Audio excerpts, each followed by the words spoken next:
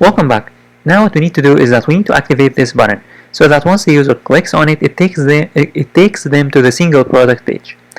So they need to work on this. First, I'm going to open the index.php, and in the index.play.php, we need to first scroll until we find the our products, and then we need to activate this button. So this button, I'm going to say href double curly braces and then root, and then single, I'm going to name it single product. So this root is going to be named single product, and it's going to take the ID because the ID is the only thing that we can use to get this product from the database. So I'm going to say ID is equal to product arrow ID. Now we need to create this single product root in the web.php. Let me open up the root.php.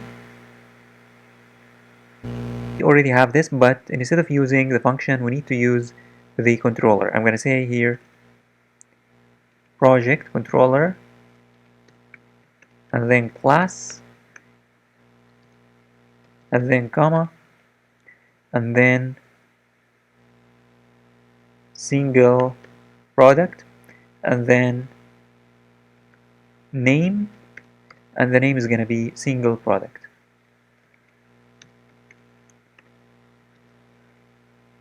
Now in the controller we need to create this function. So I'm going to open the controller, and in the controller I'm going to say public function single underscore product. However, we need to get the product ID. So to get the product ID, we need to say in the web here, we need to say / and then ID. We need to say request. Make sure that you import the request at the top. Use illuminate /http /request. The second parameter is the ID. We need to say ID. Now, in order to get information, in order to get a product by ID, we need to say product underscore array is equal to database table products, where we need to use the where function to specify which product we want to get. I'm going to say ID, and the ID is this ID, and then get.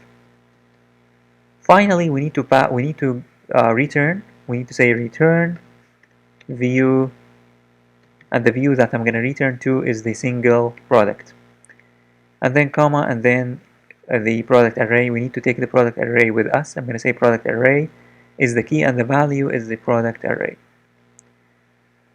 And we are done. Let me now open the single product page. Now we need to open the single product page, and then we need to loop over the product array. So I'm going to say here at for each product array product underscore array as product, and then here at the end I'm going to say at end for each, and in between I'm going to display the information. So I'm going to say here dot $sign product ID, product image. Then here I'm going to say double curly braces and then product name. For the price, we need to open the products, and then we need to copy this block of code, and then we need to paste it instead of this h3, and we are done. Let me save now, and let me head over to the browser to test. So let me now test. In order to test, I'm going to refresh, and then I'm going to click on the button here. For example, this men's shirt, I'm going to click on it, and as you can see, it took me to the single product page.